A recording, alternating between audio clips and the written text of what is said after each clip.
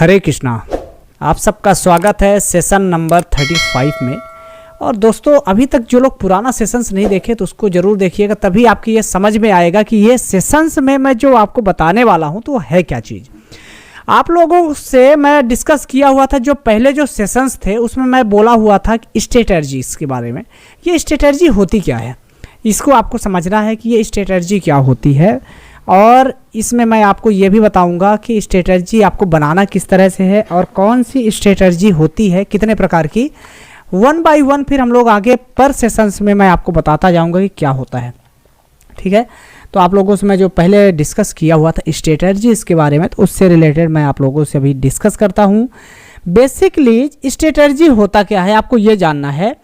कभी भी कोई एक नियम बनाना, ठीक है, अगर समझिए कि कोई भी एक एक्ट बना है, चाहे वो देश का हो, चाहे आप खुद अपना रूल्स बनाए हो कि हमें अगर ट्रेडिंग करना है तो भाई मुझे दिन का मैक्सिमम 4 ट्रेड करना है, 5 ट्रेड करना है या 10 ट्रेड करना है, या तो फिर आप अपना फिक्स किए हुए हो कि आपको 10,000 रुपये प्रॉफिट बनाना है पर डे का, 1,000 बनाना है, जो भी बनाना है, तो ये आप जो रूल बनाए इसे स्ट्रेटर्जी एक तरह से कहा जाता है। ठीक है, रूल्स बनाना ही इसे एक तरह से स्ट्रेटर्जी कहा जाता है। अब ये स्ट्रेटर्जी कैसे हो सकता है, क्योंकि आप जिस तरह से कोई भी नियम बनाते हैं वो नियम में आप ये सोचते हैं कि भाई हमें ऐसा ऐसा उसमें रूल्स बनाना है और उसे हमें फॉलो करना है, या तो फिर सामने वाले से हमें फॉलो करवाना है वो।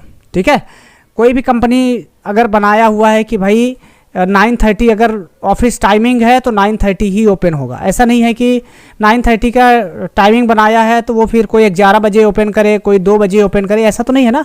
तो ये एक उनका जो है स्ट्रेटर्जी हो गया, कितने बजे हमारा ऑफिस चालू होना चाहिए, इतने बजे हमारा मार्केट चालू होता है, वो हिसाब से हमें चलना है और उतने बजे हमें निकलना है, तो उसे ही एक तरह से स्ट्रेटर्जी कहा जाता है। ठीक है, तो स्ट्रेटर्जी का मीनिंग एक सिंपल है कि आप जो है ये कर लिए। उसी तरह से यहाँ पे शेयर बाजार में भी स्ट्रेटर्जी बनाया जाता है। अब शेयर बाजार में तो ऑफिस नहीं खोल सकते कि ऑफिस अंदर ही अंदर खुलेगा, ऐसा तो नहीं होता ना। तो यहाँ पे क्या है कि यहाँ पे ऑफिस मतलब ये हो गया कि आप भाव खरीद रहे हो, और कोई भी आप अगर स्ट्राइक प्राइस या भाव खरीद रहे हो, वो स्ट्राइक प्राइस आप खरीद रहे हो और बेच रहे हो, उन दोनों में मिला करके, या तो फिर आप ग्रीक खा रहे हो, बहुत सारे लोग डेल्टा खाते हैं, गामा खाते हैं, थीटा खाते हैं, तो इस तरह से कितना उसका थीटा वैल्यू या गामा की वैल्यू मिलेगी उसे ही जो है स्ट्रेटर्जी यहाँ पे कहा जाता है। ठीक है, स्ट्रेटर्जी कई तरह से होती है जो कि यहाँ पे बनाया जाता है।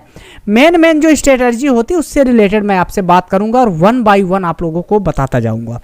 ठीक है, तो इसे बोला जाता है स्ट्रेटर्जी। एक एग्जांपल और मैं देता हूं कि जिस तरह से आप लोग कभी अगर समुद्र में गए होंगे, समुद्र है, तालाब है, नदी है, हर एक जगह। एग्जांपल के लिए अगर आप समुद्र में गए और समुद्र में जाने के बाद वहां पे आप देखें कि जो वेव्स आती है वेव्स यानी कि लहरें जो आती हैं, तो वो लहरें जहां से आती हैं वो एक नेचुरल जगह हो गई कि वहां समुद्र से एक नेचुरल जगह से उठ रही है लहरें, और उसके बाद वो लहरें आकर के कहीं ना कहीं समाप्त हो जाती हैं, बराबर। या फिर कुछ लहरें कुछ ज़्यादा उछलते हुए आती है और लास्ट में आकर के तो समाप्त तो यहीं पे होना है। उसी तरह से यहाँ पे भी होता है कि जो लहरें हैं वो होता है स्ट्राइक प्राइज।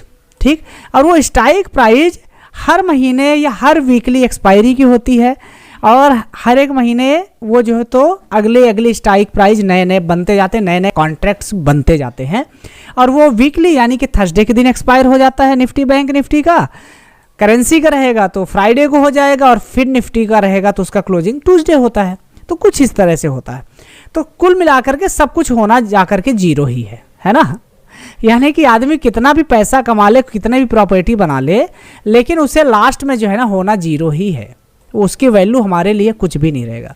जिस दिन आदमी इंड यानी जितने भी पैसा है जो भी है सब कुछ ख़त्म, कि ऐसा नहीं है कि राकेश झुनझुनवाला साहब कई 1000 करोड़ की प्रॉपर्टी बना दिए तो वो सब कुछ उनके पास बना हुआ है, जिस दिन वो ख़त्म तो वो पैसा उनके लिए जीरो, उसकी कोई वैल्यू नहीं।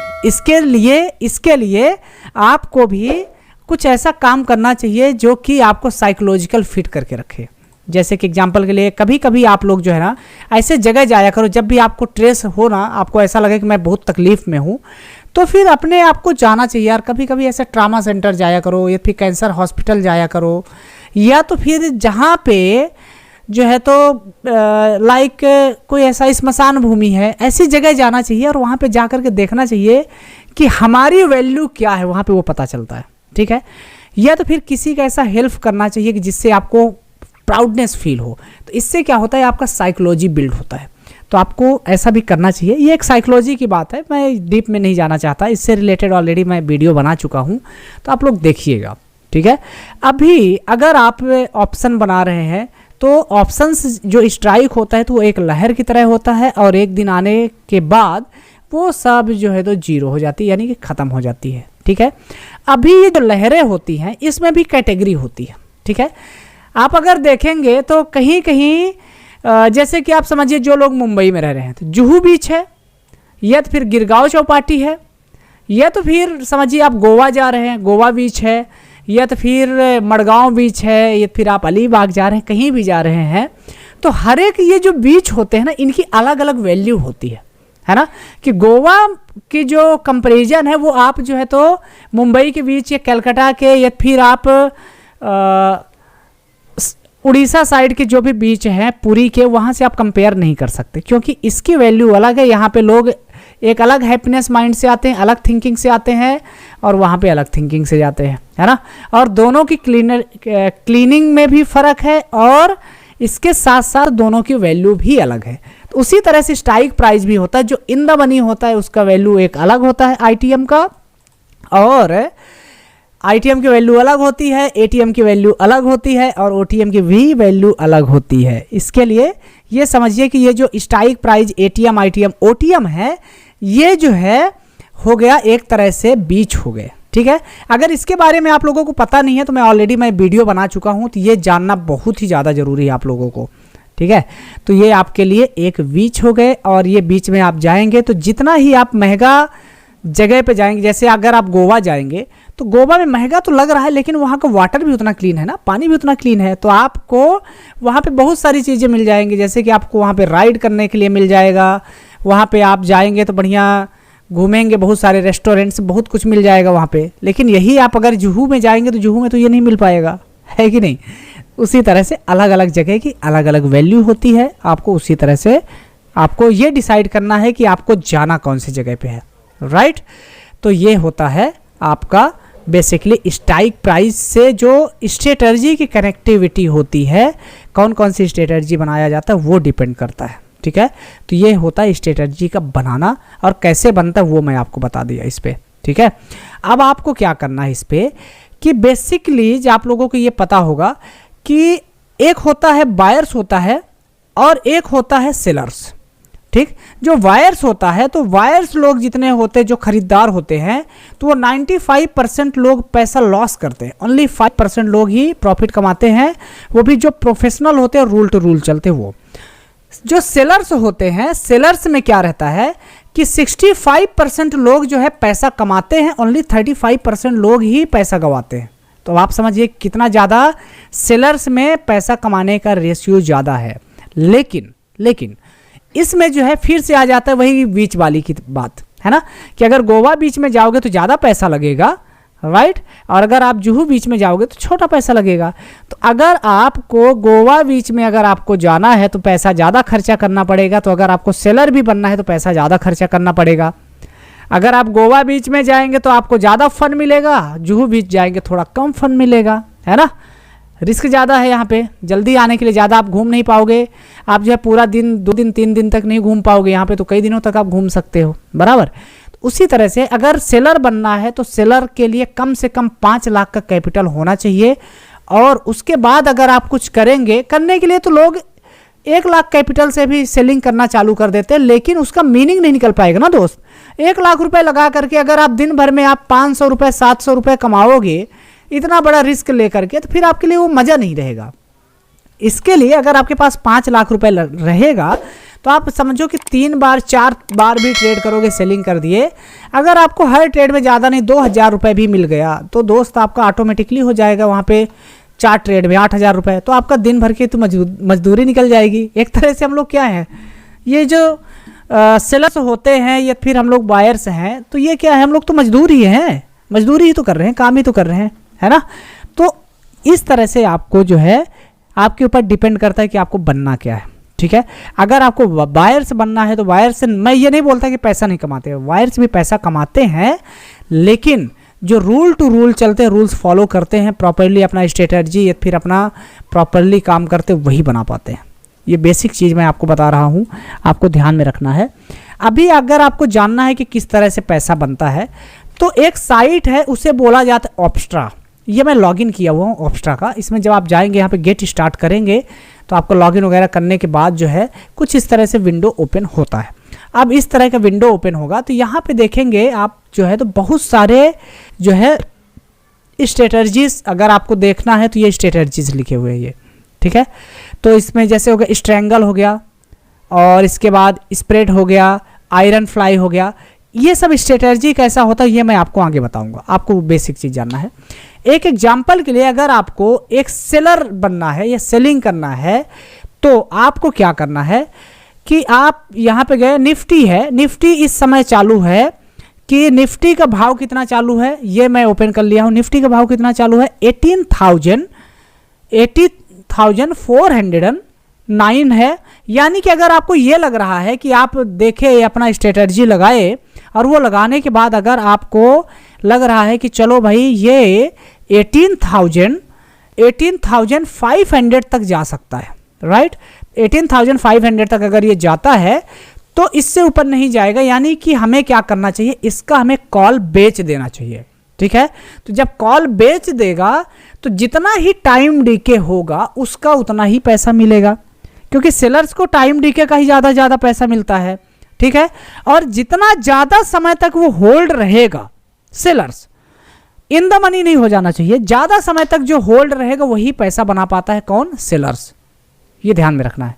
वायर्स जो है तो जल्दी जल्दी एंट्री करता है, एग्जिट करता है जल्दी जल्दी, लेकिन अगर सेलर्स को थीटा खाना है, थीटा वैल्यू खाना है, तो उसे जो है ज़्यादा टाइम तक होल्ड रहना पड़ेगा, ठीक है। तो एक एग्जाम्पल के लिए, अगर आप सेलिंग कर रहे हो एक आप, और ये 16,500 का आप जो है कॉल सेल कर दोगे, क्योंकि आप सेलर हो, तो जब मार्केट को ऊपर अगर 16,500 तक के आसपास जाना है तो कोई बेचने वाला होगा, तभी तो बायर्स खरीदेंगे, नहीं तो कैसे खरीदेंगे, है ना। तो आप सेल कर दिए, आपको अब लग रहा है कि वहाँ तक जाएगा, 480 तक जाएगा, 17,480 तक जा सकता है, 18,480 तक जा सकता है, तो आपको उसका भाव को जो है सीधा क्या कर देना है, सेल कर देना।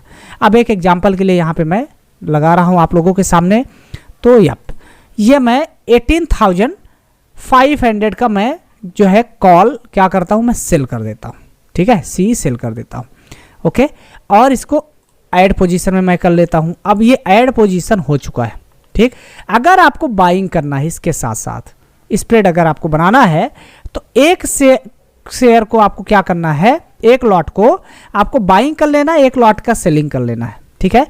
तो अगर आप समझिए कि आप 18,400 के आसपास चालू है बाजार, तो आप क्या करोगे, 18,400 का आप सीई इसका आप बाय कर लोगे, ठीक, ऐड द मनी का।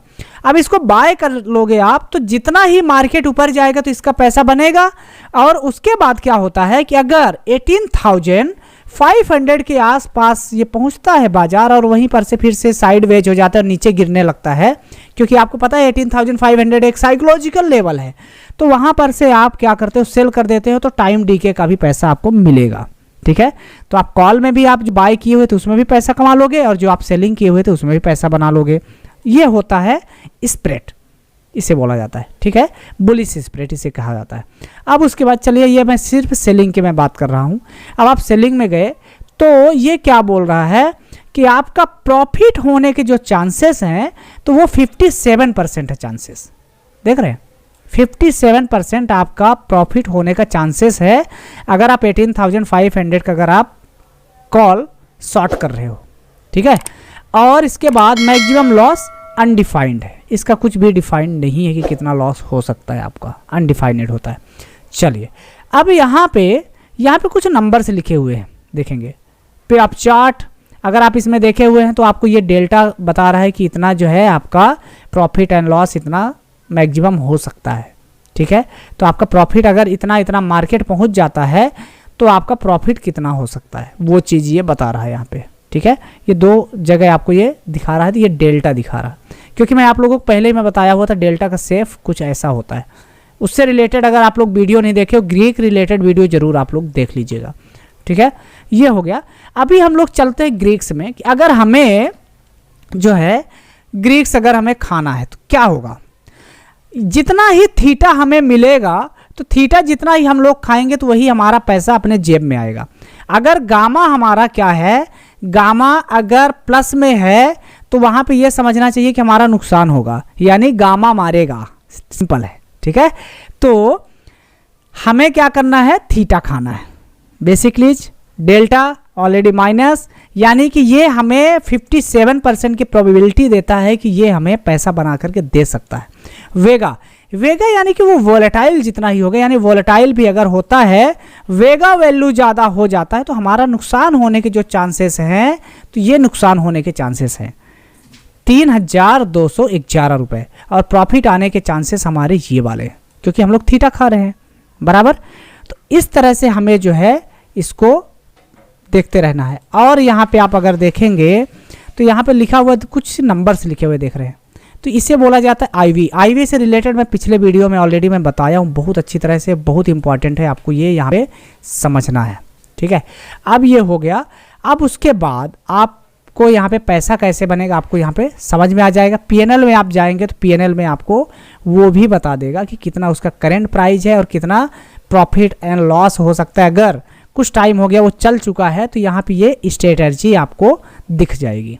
ठीक है, तो ये बहुत ही बेसिक चीज़ हो गया कि स्ट्रेटर्जी कैसे बनाया जाता है। ऑप्स्ट्रा में आगे स्ट्रेटर्जी कौन कौन सी है वो मैं आप लोगों को मैं बताऊंगा, उसमें आपको अच्छी तरह से देखना है और समझना है। ठीक है, तो बेसिकली आपको इस तरह से ही करना है।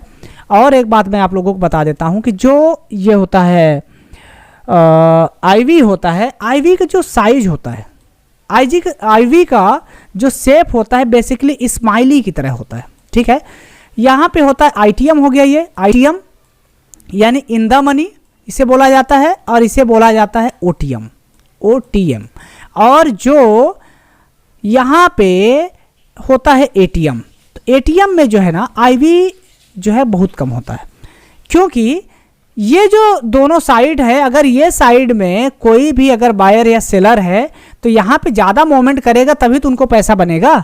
बेसिकली आप कभी कभी देखते होंगे कि ओटीएम का पैसा तेजी से बढ़ गया है, एट द मनी का पैसा धीरे धीरे बढ़ रहा है, ओटीएम का ज़्यादा तेजी से बढ़ जाता है। तो ये तब होता है जब वॉलेटिलिटी ज़्यादा होती है और तेजी से मार्केट ऊपर जाता है, तो वो टाइम पे सेलर्स को ये डर लगने लगता है कि भाई अब जो है ये वहाँ पे पहुँचने वाला है, अब इसका हमें भाव बढ़ाना पड़ेगा, कहीं ऐसा हो जाए कि ये जो है तो हमारा लॉस करवाने लगे, बराबर है।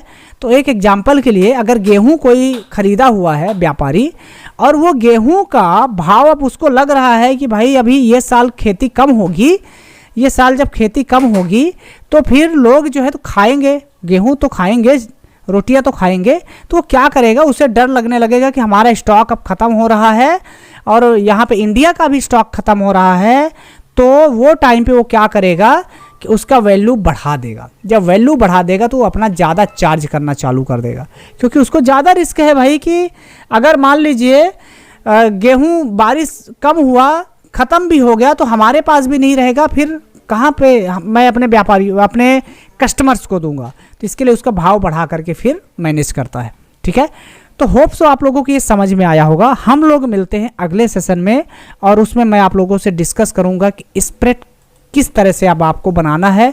जैसे कि यहाँ पे दिया हुआ है स्प्रेड के जो भी नाम है, यहाँ पे सभी स्प्रेड के नाम से दिए हुए हैं, और इनको मैं आप लोगों को बताऊंगा। और ये स्प्रेड तो हो ही गए, आपको अपना स्प्रेड किस तरह से अलग से बनाना है, ठीक है, किस तरह से अलग अलग से आपको स्ट्रेटजी बनाना है, तो वो आपको जो है देखना है। ठीक है, हम लोग मिलते हैं अगले सेशन में। हरे कृष्णा।